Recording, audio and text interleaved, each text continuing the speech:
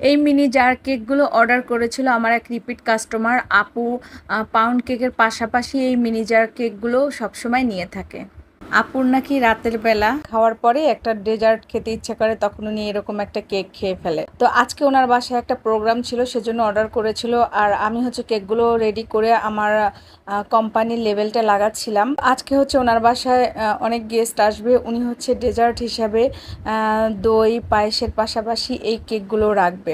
আপুটার কথা কি বলবো, আপু নাকি প্রতিদিনই ওনার একটা করে কেক খেতে হয়, এই কেক না খেলে নাকি ওনার ঘুমিয়ে আসে না। খুবই ভালো একজন মানুষ। কেকগুলো রেডি করে আমি ডেলিভারি ম্যানকে দিয়ে দেবো। আর আমি কিন্তু কেকের অনেক অনেক ভিডিও করে রেখেছি, বাট আমি এত ব্যস্ত থাকি যে এডিট করার সময় পাই না, তাই আপলোডও দেওয়া হয় না। তাই আজকে আমি একটা শর্টস আপলোড দিয়ে দিলাম। আজকে তৈরি করলাম ভ্যানিলা, স্ট্রবেরি, চকলেট ফ্লেভারের কেক। এই তিনটা কেকে আপুর অর্ডার ছিল, তো ফাইনালি রেডি। এই মিনি